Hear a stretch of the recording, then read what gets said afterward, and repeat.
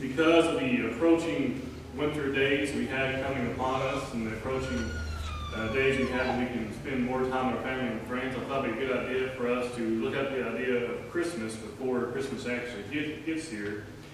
And the reason many times I do not give lessons about Christmas or Easter on the day of Easter or on the day of Christmas is because there are so many others in the world today, especially those denominations, who that's what they always do on those days. Well, this morning, you notice this in Luke chapter 2, verses 1 through 15, as Brother Chris read for us. We have the biblical account of the birth of Christ, about the events surrounding it. And we'll be looking at that more this morning. I want you to notice first, before we get started, the image I selected. In case you're wondering, no, I do not believe that to be an accurate portrayal. Well, this is sometimes what we see when we think about Christmas, or the Christmas holiday, as some will call it. We have the idea of the Star of Bethlehem up in the sky, and you have the three wise men, or as some stories say the three kings on camels going to what is believed to be the birth of Christ. Now this morning, we know that much has been said about the day of Christmas and the date of December 25th. The questions we want to know the answer to is, what does the Bible say about it, and how should the New Testament Christian treat this day? Now, since we read Luke chapter 2, we're going to move ahead to our first point, which is, the first point is looking at misconceptions about the birth of Christ. Now, Brother Don Blackwell has put out a video from the World Media Bible School about, it's called The Truth About Christmas, and some of the material I'm presenting this morning, I'll be presenting that I got from him. Sometimes you're able to benefit from research of others, and this morning I'm going to do that as well. Misconceptions about the birth of Christ. And the first thing I'm going to do is look at the common story, and then look at the Bible account. Now, the common story goes something like this, that 2,000 years ago, on December 25th, Mary rode a donkey to Bethlehem to deliver Jesus. There is no room in the inn, so Christ is born in a manger. Afterwards, three kings arrive on three camels, and they worship the quiet, peaceful baby Jesus. Now, that is a common story. There are, of course, different adaptations to that, different old things that some have added to that. But that is the general idea when we think about the Christmas story as the world would have it. And because of such stories, people today have an unclear or distorted views of these events. First, you'll notice in Luke chapter 2, verses 3 through 5, that there are no... Let's back up. Okay. So there are no donkeys, or excuse me, no camels, rather, mentioned, or no donkeys or no camels mentioned here in Luke chapter 2, verses 3 through 5, concerning those who came to see the birth of Christ. In verses 3 through 5, the Bible says, "So all went to be registered, everyone to his own city. Joseph also went up from Galilee, out of the city of Nazareth, into Judah, to the city of David, which is called Bethlehem. Because he was of the house of lineage of David, he registered with Mary, his betrothed wife, who was with child." Now the story says that Mary rode a donkey to Bethlehem. But you'll notice here, there is no donkey mentioned, is there? Now, there are some things that are smaller we're going to look at, of course, little tidbits, and just some things for us to consider. Then we'll look at some other major issues this morning as well. So there is no donkey mentioned concerning Mary riding to Bethlehem, to where she would have the child Christ. Now, our second question is, was Jesus born the same night that Mary arrived in Bethlehem? Well, in Luke chapter 2, and looking at verse 6, the Bible says, "So it was that while they were there, the days were completed for her to be delivered." Now, the question is, was Jesus born the same night that they arrived in Bethlehem? You notice what the text says, while they were there, which doesn't tell us that she had Christ the same day that she arrived in Bethlehem. It simply tells us, while she was there, the days were completed, that is, it came time for her to deliver Christ. The Bible does not say that Christ was born on the same night. They could have arrived a few days earlier. The Bible says that her days were completed for her to be delivered. Now, the second question we'll look at is did an innkeeper tell Mary and Joseph there was no room for them in the inn? Now, again, as a common story goes, is that there was no room for them in the inn, So they are sent out to a stable where she would have Christ and lay him in a manger. Well, in Luke 2, verse 7, the Bible says, "And she brought forth her first son, wrapped him in swaddling cloths, and laid him in a manger, because there was no room for them in the inn." There isn't even an innkeeper mentioned, is there? We mentioned the word inn there. We'll talk about that more in just a moment. But she did not hear or have an innkeeper tell her there was no room for her in the inn. Now, if you look also, we'll see in Luke chapter 2, verse 7, we have two versions. You'll notice in Luke chapter 2, verse 7, the New King James uses the term inn, but you know the word inn is not always translated in. In Luke chapter 2, verse 7, the NIV uses the term the guest room, and the Young's Literal Translation uses the term the guest chamber, not an actual inn. Because when we think of an inn, what do we think of? We think of a roadside motel or hotel or something along those lines. You'll also notice in Mark chapter 14, verse 14, the same word is used for inn, but it's translated as the guest room. This is the New King James. The Bible says in verse 14, "Wherever he goes in, say to the master of the house," the teacher says, "Where is the guest room?" Now the original has the same word used there for inn, but we have here it's translated as guest room. So when we see the term or the word inn used in Luke chapter 2, verse 7, he's not actually referring to an inn that we think of. He's actually referring to a guest chamber. We look here also at Luke chapter 22, verse 11. The same word is used for inn, but this time it's translated as guest room again. "Then you shall say to the master of the house, the teacher says to you, where is the guest room, where I mean to pass over with my disciples?" Now, evidence would point from archaeology that Christ was not born in an inn, or he was not born in a stable. He was more likely born in a guest house or a guest chamber. It'd be like someone, putting yourself back in Bible times, of course. Today, this would just be weird to many of us, unless you're trying to have a home birth. But you would actually go to a relative's house if you were traveling, and you'd actually go out to the guest room or guest chamber that was part of the house, but it wasn't part of the main house. So you go out to the guest chamber, and that's where Christ would have been born, in the guest chamber or in the guest room. As we saw in Luke chapter 2, verse 7, other translations translated as guest room and guest chamber, and we saw the same term used in Mark 14, verse 14, and again also in Luke 22, verse 11, but there it's translated as guest room instead of the word inn.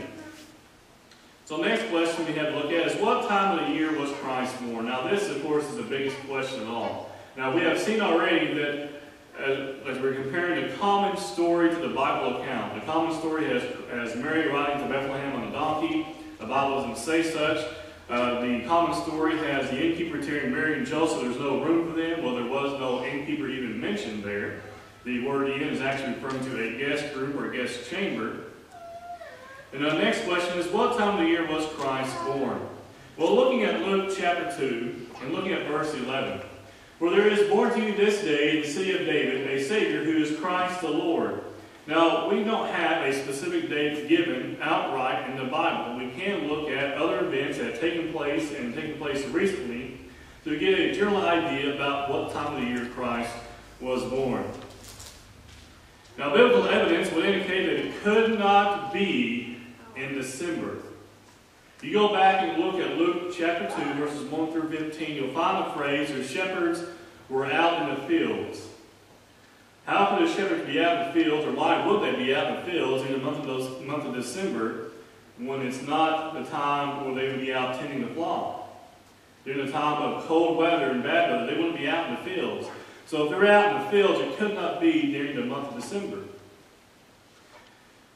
We also find that the parents in Luke chapter 2, going back to Luke chapter 2, we don't have it on the screen, but you can open up your Bibles and see there. The parents are going to, Mary and Joseph, going to Bethlehem for the census, but December is not the time of the year when a census was taken.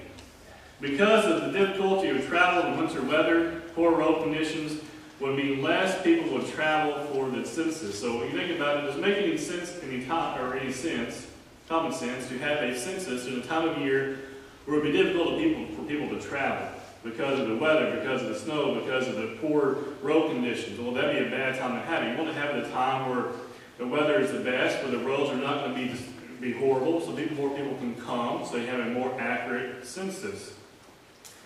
Now, you'll look at Luke chapter 1. Luke chapter 1, verses 23 and 24. It says, Now soon, so it was, as soon as the days of his service were completed, that he departed to his own house. And after those days, his wife Elizabeth conceived, and she hid herself 5 months, saying. Now, this is important for us to remember, because this is talking about Zacharias, who was I believe I got ahead of myself, yes I did. Zacharias was serving in the Lord's temple. We see in Luke chapter 1 and verse 5, I don't have this on the screen for a reason, I may have left that off. Luke chapter 1 verse 5, he was serving.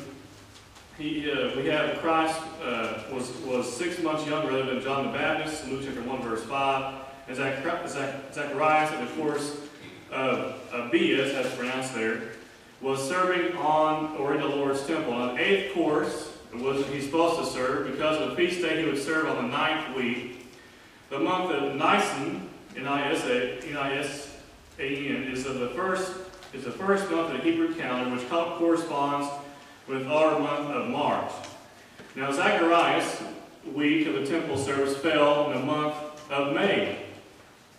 Now, this is after his temple service here in Luke chapter 1, verses 23 through 24. You'll find a few verses before talking about how he was be serving in the Lord's temple. And you'll find here in verses 23 to 24 that very soon after his service was over, you see, so it was as soon as days of his service were completed, that he departed to his own house. And now after those days, his wife conceived, and she hid herself 5 months. Now his wife would conceive who? She would be conceiving John the Baptizer. So very soon after his service is over, that is in May, his wife, in the month of May, his wife will become pregnant. Now if that is being the case, let's say we have a timeline here for us to consider. We have the Jewish calendar beginning in the month of March. We have Zacharias serves in the temple, Luke chapter 1 verse 5. And after his service in the temple, Zacharias and Elizabeth conceived, Luke 1, 23 and 24. They'd be conceiving who? John the Baptizer. Well, we know also that Christ will be conceived 6 months after John the Baptizer was conceived. They were 6 months apart. Luke chapter 1 verses 31 through 36. Now, you keep in mind, John the Baptizer was conceived in May. Christ was conceived 6 months later in November. You add 9 months. And we have here that August, 9 months later from November, Jesus was possibly born sometime in the month of August. Now, but possibly because we have, of course, some error possibly. Some say August, some say September. But the point we're looking at here is that this would fit more accurately to the shepherds being out in the fields, shepherds still out doing work that shepherds would normally be doing. It would fit the time of the census because the conditions would be well, unlike the month of December. And also we find here that it corresponds with Scripture. John the Baptizer being conceived in Luke 1, 23 and 24. 6 months later, Christ conceived in the month of November. And then we have 9 months from that, we have Christ being born. Now, because we have possibly there, because Christ could have been, depending on what time Christ was conceived in the month of November, he could have been born early September. But either case, it is not in the month of December. Now, believe it or not, that was just my first point. Misconceptions about the birth of Christ, because there is a lot to Christmas, a lot more to Christmas than just these things. And sometimes we get hung up in these types of things and fail to realize that the stories we hear so often are so inaccurate. Our second point we're going to look at is misconceptions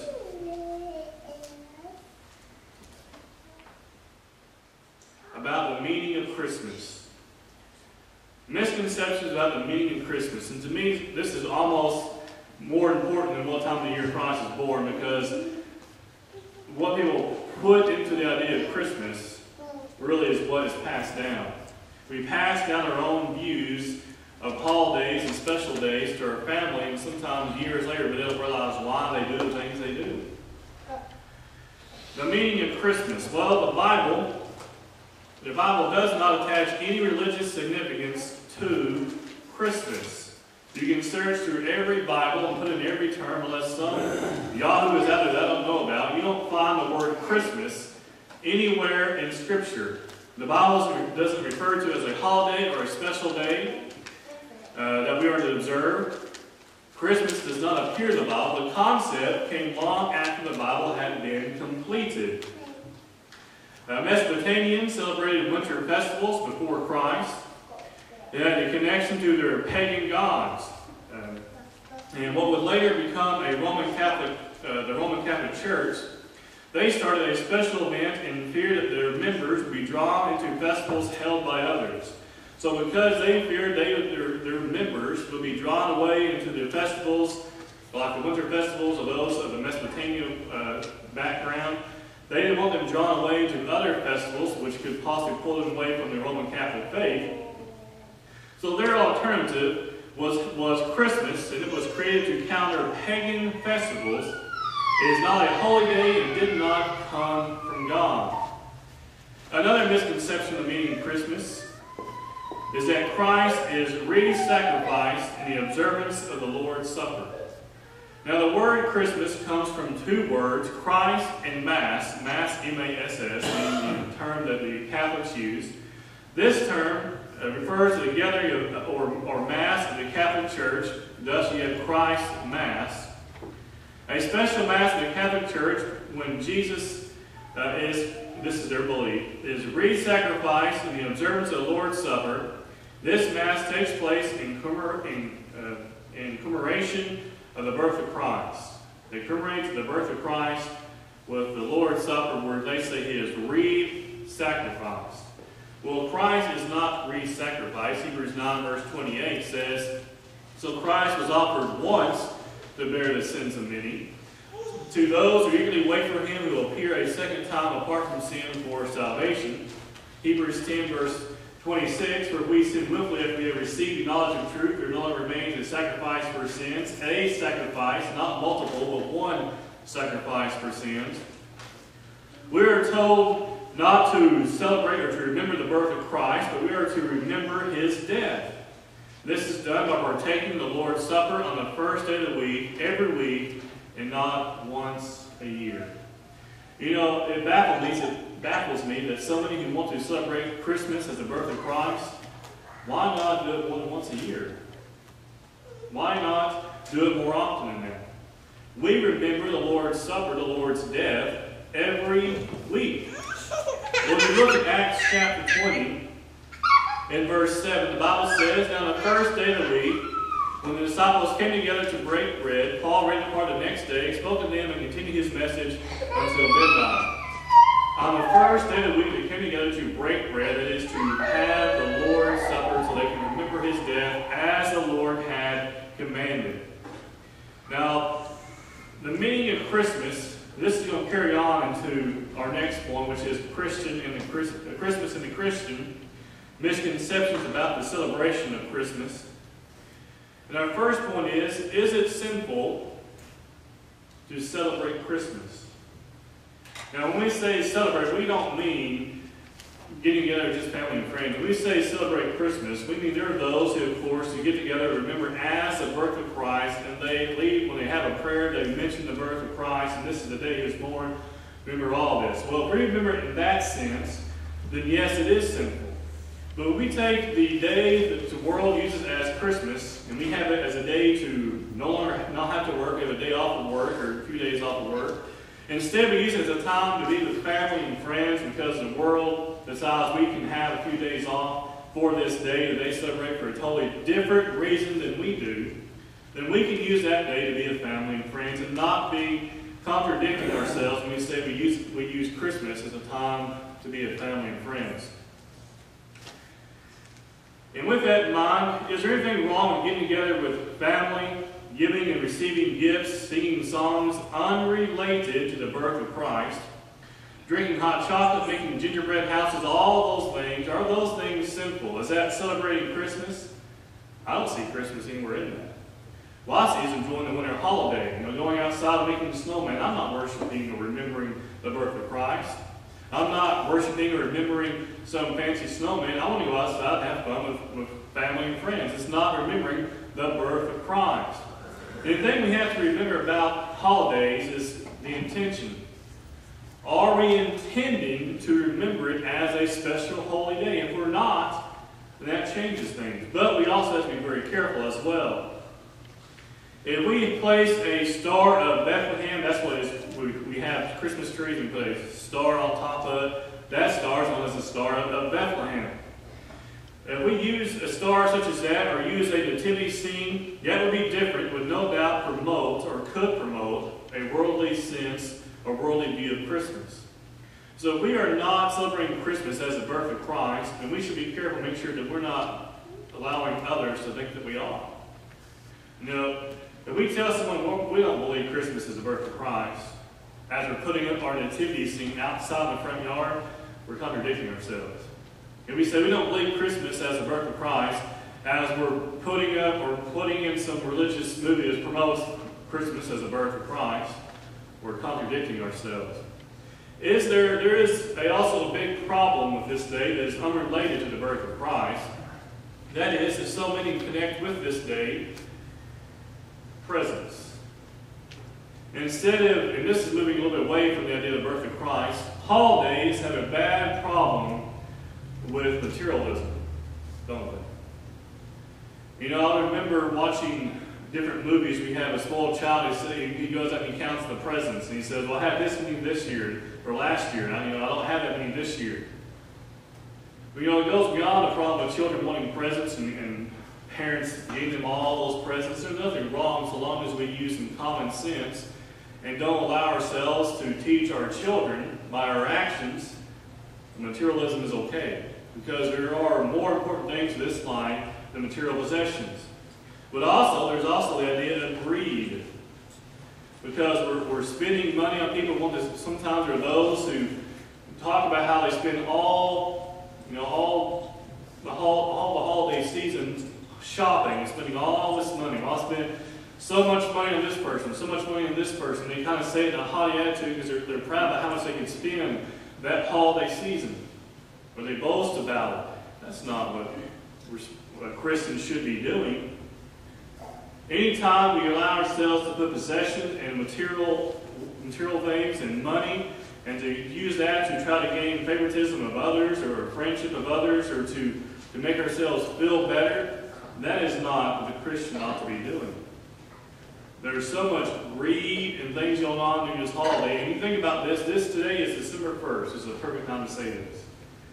If you think about all the different times from this day until probably the end of January, after you have all those returns, you go back, think of how many rude people you run into. How many people who make snide comments, or how many people you have literally elbowing you and pushing out of the way of a certain gift, or pushing out of the way of that ham the right size they want, the turkey the right size they want.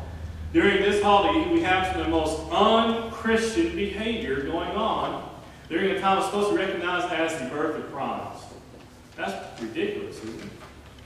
It's the most un-Christian behavior going on. It's supposed to be, in the eyes of many, a holy holiday.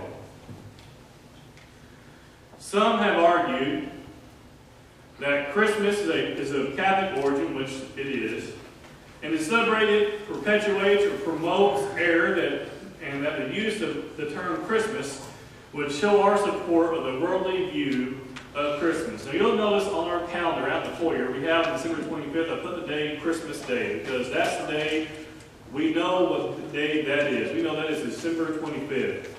I am not promoting, nor am I trying to help the church promote the idea that Christ was born on that day and that we should celebrate it. That is not the idea. Where there are those who believe that if you even use the term Christmas, you're promoting the worldly view of Christmas, the birth of Christ and all those things.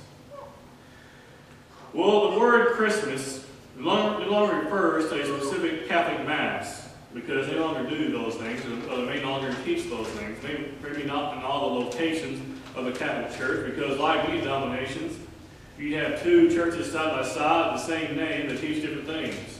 That's just how they are. I don't understand it either. But the word Christmas no longer refers to a specific Catholic Mass, but now refers to a holiday celebrated around the world by those of the church and by those of the world, even by those who are atheists as well, who celebrate that day as a holy day. They may not agree with it or think it really is a holy day, but they say, well, that's the day that Christ is supposed to be born. Well, when you think about this, Sunday, the word Sunday, S-U-N-D-A-Y, refers to the day of the sun, because there are those who believed in what's called the pagan god of the sun. Thursday refers to the sacred day of the war god, Thor. Now, with that in mind, the same can be said about the name of our months, and so on. They have different meanings behind them because of pagan gods, because of people in the past who named them for that reason. But we can refer to them without meaning, this is the day of the god of war. Because Christians, or two Christians, these days do not represent days of pagan gods, but are used to identify time. They are not used to promote a pagan god or to promote some type of false worship or false belief. Now, with that in mind,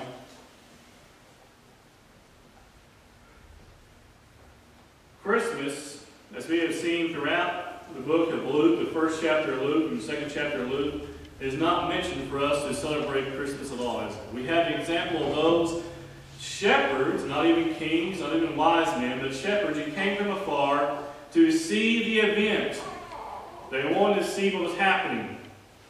But there is no mention of them celebrating things. We have some stories talk about them bringing gifts, and gospel accounts about them bringing gifts. But there's no command for us today to tell us to worship or to remember Christ's birth on the day that he was born. You think about that, wouldn't the Bible be more specific that we are supposed to remember something? We're supposed to remember the Lord's Supper, the Lord's death, on what day? Oh, I don't know. The Bible doesn't say. No, the Bible does say the first day of the week. If we are to remember the Lord's birth, wouldn't we know what day we're supposed to remember it? And so many people say, well, it's December 25th. And you're way, way off. There's no command to celebrate it or teach it as a Christian holiday. Think about all the days of the apostles they lived after the death, after the birth of Christ, after the death of Christ. There's no mention of them worshiping or remembering the day that Christ was born. They acknowledge it, but they don't sit down and use it as a special holy day, do they? Think of all the different days they had, they followed. None of them corresponded with the birth of Christ. Doesn't that tell us that they were not to remember that as a special day, but they are instead to remember the death of Christ?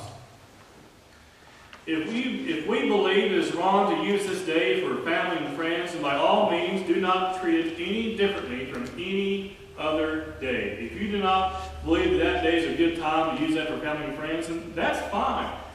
If it violates your conscience, then by all means do not use that day, use some other day. There's nothing wrong with that. We are told not to offend our conscience if we believe that it is wrong, Romans 14. Now I want to close with this, and this is directly from a quote from Don Blackwell. I don't know if it originates with him or not. It doesn't originate with me. We have seen the term many times that Jesus is the reason. We have that Jesus is the reason for the season. Well, Brother Blackwell goes on to say, and I agree with what he says here, Jesus is the reason for salvation. He is the reason we have the hope of eternal life, to have our sins removed, and have a hope of being with God in the heavenly realm one day. Jesus is the reason for the hope of heaven. Jesus is the reason that life is worth living. If Christ is not real and God is not real, this is a very depressing life we have to live out on this earth, isn't it? What would anything matter at all? But Jesus is the reason that life is worth living. But Jesus is not the reason for the season. All these things going on today, all the different ideas and worldly views we have concerning Christmas, so many are inaccurate. And when someone asks you about Christmas, if you celebrate Christmas, there's a very easy and non-combative way, non-argumentative way to answer that. We use that day to spend with family and friends, if you do. Or I don't treat that day any differently. And they ask why, and begin to tell them how you look at the book of Luke and the gospel accounts and how we don't see where we are to celebrate the birth of Christ. We don't see where the apostles celebrated the birth of Christ.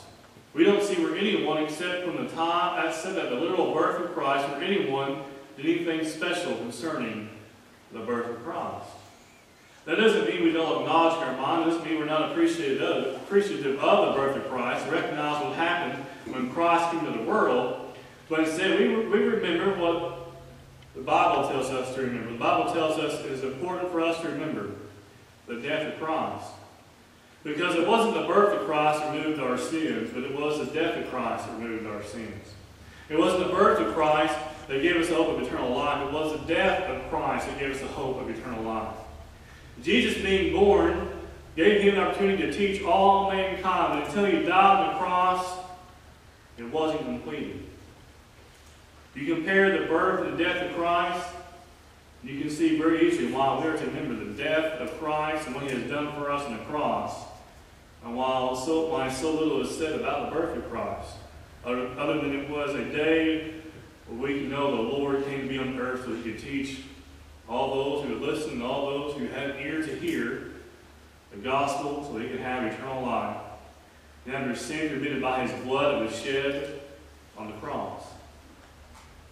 We know this day that is fast approaching is a day that, holidays can be a great time with family and friends, and also if you're one of those who like to bring up Bible topics or to defend the Bible in front of family and friends, it can be a day that's very frustrating. It can be a day that's very difficult because we have so many different ideas in the world, and people want to follow the crowd and say, this is what we should do because this is what everyone else is doing. We've done it for so long. The Bible tells us otherwise. Now, I know this is not a lesson that's to bring one to salvation, but it is one for us to remember how we ought to really look closely at the Bible concerning things that the world has taken and ran with it. They have commercialized into something full of greed and causes, if we're not careful, sin to come into our lives to even possibly separate us from God. This morning, if you believe that Jesus Christ is the Son of God, if you will repent of your sins, confess Christ, be immersed in baptism, have your sins washed away, at the same time being added to the body of Christ, Galatians 3:26 and 27, and then remain faithful, you can't have eternal life and treat the first day of the week as the best day of the week because it is a day where we remember and worship God and remember the death of his Son on the cross as the Bible tells us and commands us to do. If you are a Christian, sometimes we can depart, we can allow ourselves to be drawn away by the world because they are very cunning and they are very brave. But we can be brave and wise by following God's word and his alone. If you have any needs or concerns, you can come forward now. Let's go to stand and sing to encourage you.